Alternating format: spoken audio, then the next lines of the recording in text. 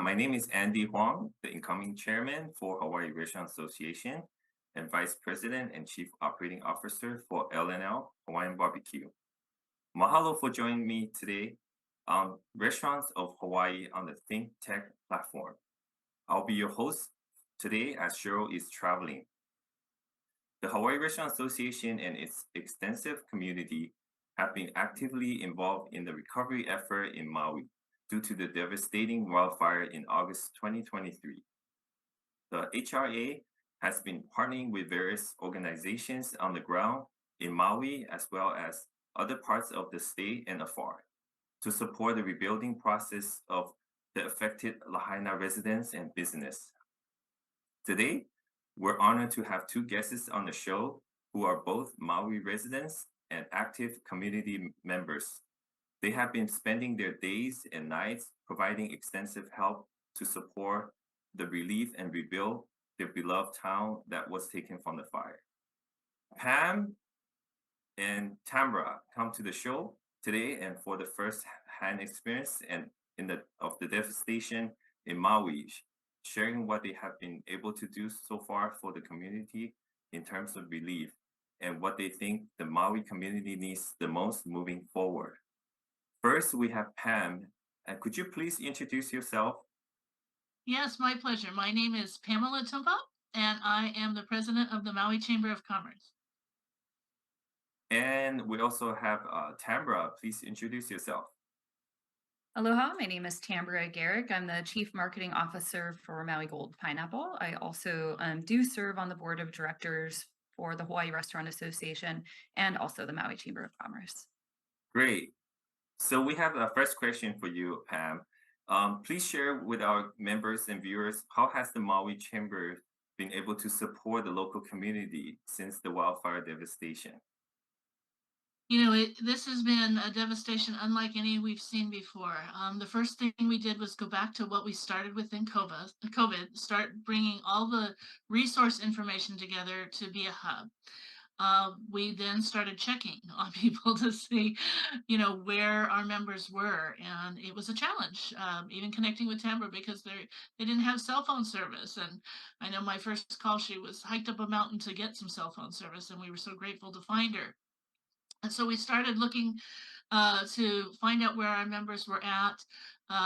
We then immediately proceeded with trying to do what was requested of us, which is drive everybody to FEMA first and then drive them to the SBA to start getting registered for help, and then working out and sorting with them how these different programs and educating the business community on how those programs could benefit them. What we learned in this environment was that people, those businesses who survived in Lahaina, most of them already had SBA loans because, again, we're so dependent on the visitor industry.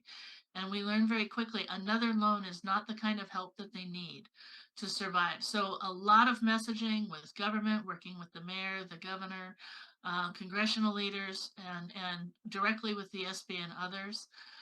We've been also working on housing opportunities because we see, and we saw during COVID an exodus of our families and our workers when, they just were on unemployment for long periods of time where they didn't know how they were going to survive. So, of course, that's a critical issue right now. We are trying to fundraise for businesses impacted by the fires directly. And we are doing that at mauichamber.com, and all money without any admin fee being taken out will go to help affected businesses. And we're working on solutions with government leaders and those on the ground, and helping with donations and other kinds of assistance and trying to figure out ways to get it to them just in time. We've had a little bit of a challenge with some of our supply issues and understanding what's where at different points in time. So looking at helping with holistic systems so we can better get things at the right place.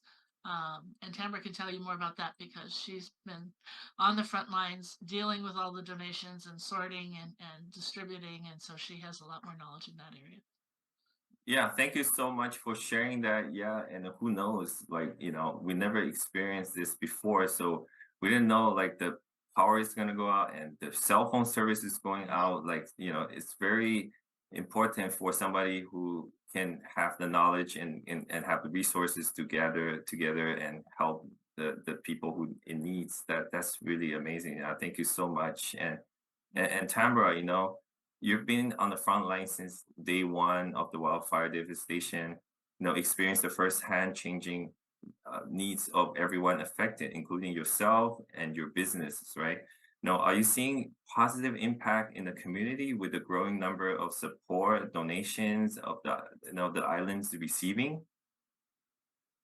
Thanks for the question, Andy. And I think, first of all, I just want to make sure that we acknowledge that there are a lot of residents and businesses also impacted in the Kula area, not just in Lahaina.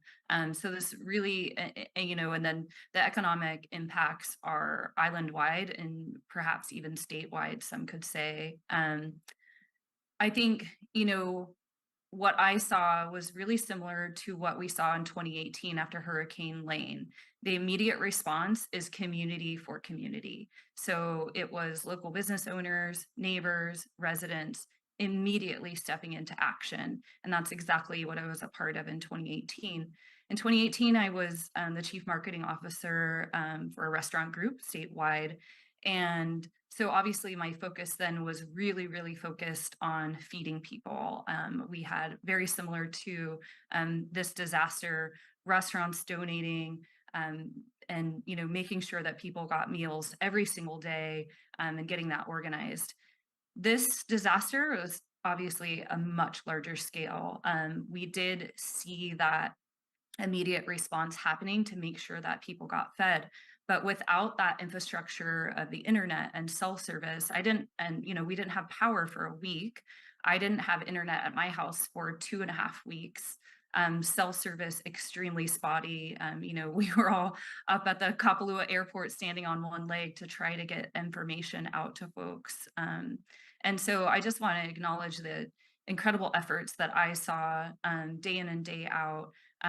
Literally the morning after the fire, the fish market that's right here in Honokwai, the manager is my neighbor, and she said, Tambara, there's no power, everything's closed, people are hungry. And we had a lot of folks that had evacuated from Lahaina in their car or literally on foot, hanging at the Honokwai Beach Park, just really not knowing what to do. But we knew that getting them something warm to eat would be that sort of initial first step. And so she opened the freezer, she was able to speak to the owner, and we just started barbecuing hamburgers and walking around and handing them out. And so that was like literally within hours. And now we are seeing additional support come in. But the support that is going to be needed, I don't even think we know how much support that we need. And it is going to be, to me, astronomical, the amount of help and support that we're going to be able to need to support families and businesses that were impacted by this. And this is going to be a long recovery. And so we hope that people remember to continue to support, to continue to advocate for people that lost their homes, people that lost their businesses, in light of the fact that we were barely getting out of COVID on this island. Yeah, thank you so much. Yeah, so since you're talking about, all the support and the supplies that, people are donating, what do you think is the number one needed items for the general community? Money. Yeah, money. Money. We need money. Oh man, yeah, That's right. it. Honestly, please do not mail us any more clothes, world. We have nowhere to put them. We live on an island. We need very little clothing here. So, Oh, and yeah, food and clothing. and that was the immediate need, of course. And I never want to discourage folks from giving from their heart and wanting to help 1,000%. But we have met those immediate needs. People have a fresh pair of slippers on their feet for the most part. They have clothing. We are continuing to see restaurants, organizations get people prepared meals if they don't have a kitchen, and or fresh produce is still being brought in from Oahu, Kauai, to help supplement my company is partnering with Common Ground Collective and the Maui Food Bank to put together fresh produce boxes that we're delivering every single week. So we have that, but now really to get to that next level is, as Pam touched on, housing. Well, we can't get housing if we don't have money. And people have lost everything, their job, their house, their car. We've got them some clothes and some food, and now we really need to figure out a plan for housing so they can get back to work, and they're going to need money to do that. Thank you so much for sharing that. Um, so Pam, which organization do you think are providing the most efficient recurring effort to Maui, and how can we support them? Well, the good news is that Maui has a plethora of outstanding social service organizations. And I used to run Maui United Way, and of course, Maui United Way is one of them. Many people hear about Hawaii Strong from Hawaii Community Foundation, the Maui Food Bank, the Salvation Army, the Red Cross. All of those organizations have been receiving a lot of money, which is awesome. And it's all going to be needed. And we don't, we, like Tambara said, and we're so thankful for the outpouring of donations.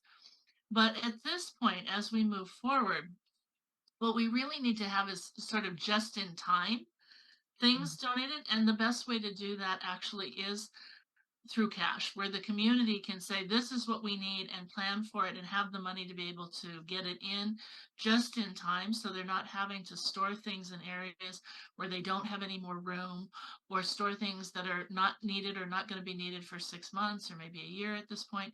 So it's all a moving target. This is going to be a marathon, not a sprint. And we're really working with people to understand that, and also understand that with our messaging. The International Monetary Fund and the World Health Organization back in COVID said when you have a health and humanitarian crisis and an economic crisis, you have to deal with them both in tandem. You have to get people back to work, keep the economy going, keep the system moving while also addressing the health and humanitarian side. It needs to be done in conjunction. And so the thing that we need to do is help do that. And so that's why the chamber, for those who understand the economic engine and want to contribute directly to those businesses that were most impacted. Some of our businesses are looking at ground zero again, like the day they first opened their business, but some of them can pivot. And some of the funding that we've told is coming out has been slow, and they needed it yesterday, because in the meantime, they're having to furlough their employees. And of course, it's been a bit of a landslide.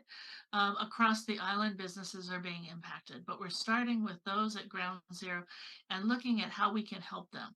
So donating to all of those other humanitarian efforts is awesome. But that will get money to people and families. We're seeing a lot of money go there, and that will still need to be going forward. But we encourage people to look at where they're giving and look at, like, Maui Strong Hawaii Community Foundation has a donation tracker. Look at how they're getting that money out and where it's going, and that'll help give you a sense of the pulse. But giving the cash gives our community that opportunity to stagger things when we need it. Our businesses have been extraordinarily generous. Our neighbor islands have been extraordinarily generous, wanting to support us. Even when the Big Island also had a fire at the same time, they too were very generous in giving to the chamber. And our efforts right now, knowing that the social service side is covered, very well covered, we're focusing on getting businesses back to business and getting their employees back to work. And then the housing issue, of course, which is desperately needed. Yeah, I can only imagine that these people, like how, they have to recover from the fire, the house got burned down, the business got burned down. I'm sure that it impacted their mental health too, right? So Tambra, Absolutely. the residents of Maui, as we can only imagine, have been traumatized. How, are there reliable resources available for the community and that you can suggest to help manage the victims' emotional and mental health? Yeah, absolutely. September was Suicide Prevention Month, and I think that this is something that we need to be looking at and talking about moving forward. I had mentioned in 2018, a lot of my volunteer work was around feeding people. And interesting, during this disaster, a lot of my initial volunteer work was partnered with some doctors and health professionals at each of these community hubs that popped up. And so I was transporting patients from where they might be staying at a hotel to get medical treatment. In fact, I just got a call this morning to transport a woman to a medical appointment tomorrow at a resort in Kanapali. So this is still happening. It's still ongoing. One of the coolest partnerships that our company did, Maui Gold Pineapple, we got a call from the Department of Health from Mr. John Oliver, and he is very aware that mental health is something we need to be looking into, and he was seeing that immediately. So he had the idea to get carts that he was able to get donated from Hawaiian Airlines, and they're calling them kokua carts. And him and his team from the Department of Health are literally going up and down the hallways at resorts where families are still living, and going door to door. And they have information about health services, mental health services. And we are providing them with fresh cut Maui Gold pineapple, which is sort of this like bridge to open up the conversation. And interestingly enough, he's been reporting back. We've still been doing it every week. He calls to place a new order, that it's been pretty successful to get that conversation started. And what we need to remember is that people aren't necessarily going to be always reaching out. We need to be reaching out to them. And I am so confident in our Department of Health, Mental Health Kokua, the services that Pam mentioned that we do have available on island. But we all need to be talking about it and helping to make those connections. Asking people, having the information that you can immediately text to someone or email to someone, and really just, being there with a hug and an ear to listen, and making sure that people have the information if they need that support, that it's there and it's available. I totally agree with you that a lot of times it's hard for them to reach out to Yeah. for help, right? And it's always good that you have friends around you, and if you recognize somebody needs help, you can always help them out. Reach out to them. That's going to be way more effective than waiting for them to reach out. Thank you for sharing that, Tambra. So Pam, we know our number one industry is tourism, right? Since that has slowed down the past months and expected to continue over the holiday season, how can the community support Maui business, until tourism picks up again? Well, I think the greatest thing that you can do is recognize that a lot of the island has been open, and now we're seeing the far west part of West Maui also reopening. But come to Maui, come and there's ways that you can get involved. You can come and stay with us and enjoy the beautiful island. We're finding that the people who are coming back, the visitors, are we're already seeing a little bit of an uptick. It's not the rebound that everybody saw back during COVID, which scared some of the community because some of our members thought they were going to be displaced. So the families were concerned, but that's not going to happen. And come and visit with us. The other thing that you can do is you can shop online and look for locally made products, which is a huge help. We are also doing, this year was our 10th annual Made in Maui County Festival on November 3rd and 4th. We were already planning a bigger outreach to find wholesale buyers and distributors and retailers across the US mainland and in Japan. And now that's taken on even more importance because so many of our small manufacturers, some of them lost everything in the fire and called and said, please do this event. Others lost everything, but are able to still participate in the event and said, we're rebuilding. And many people sold in the town, and it was a huge retail area. So we're helping those companies, and we're definitely going to do the festival so you can participate near and far. Tune in and watch what we're doing for the Made in Maui County Festival. Go and shop online with those vendors. But the other big thing is recognizing that every little bit helps. And we're working on an idea of how you can adopt a business and how you can help support people who are trying to get back on their feet as well. And our economy is going to take a long time to recover, and we're going to be recovering in new and different ways. But that magic of Maui is still here. The spirit of aloha that brings everybody back and has them cherish the island is here, is in full force while we take care of Lahaina as they're recovering. But so many beautiful places to see. I think people are going to be shocked because sometimes people have their favorite place to stay, but as they come and explore new areas, they're going to see so many other amazing treasures. And that's a way that you can really be a part of the experience and help us out. And I do want to point out again, Thanksgiving is coming up, Christmas is coming up, maybe gift cards for those people, that have been displaced, help them get some food and things that they can shop and enjoy a wonderful holiday season with their families when they've lost everything. There's so many things that they need, and maybe some different gift cards for restaurants, for retail. Just open Visa cards would be a huge help this holiday season for many of those families.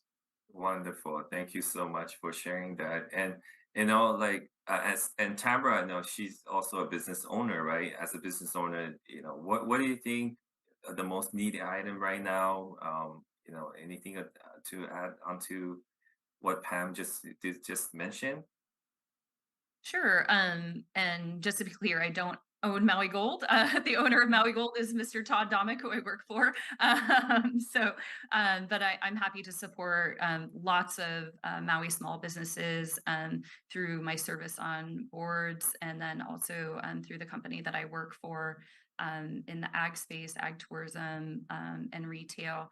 And so I think for businesses, Pam alluded to it earlier, we had convened a meeting of small business owners. I don't remember when it was after the fire, but maybe a couple weeks or so after the fire, and everyone said, like to Pam's point, they already had SBA loans, they had idle loans, they weren't prepared to take on any additional loans, and so businesses need grant money.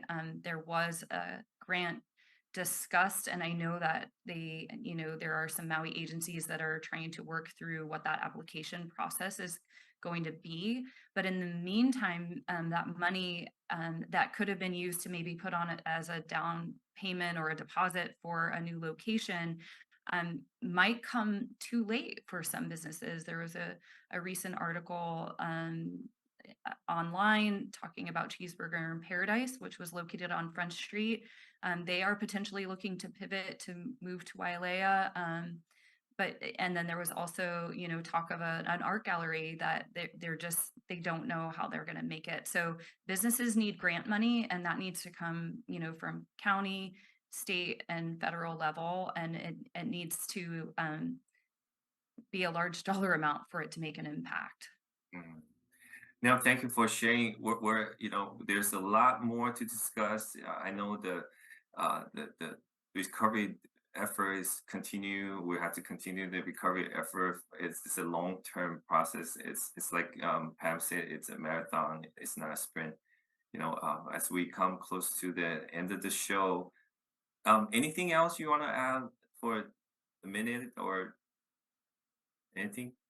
I think just thank you. Thank you to the Restaurant Association. Thank you to every farm, every restaurant, every individual that is supporting Maui, in any way, shape, or form.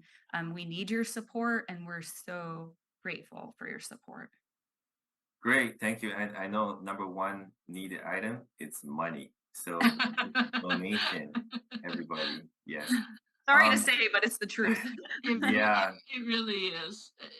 And I think that that's the thing that people want most is they want to make sure that what they give is effective, and that'll help because that's the one thing that allows us to spread it over to changing needs, and the needs are still changing daily, and so that helps the most.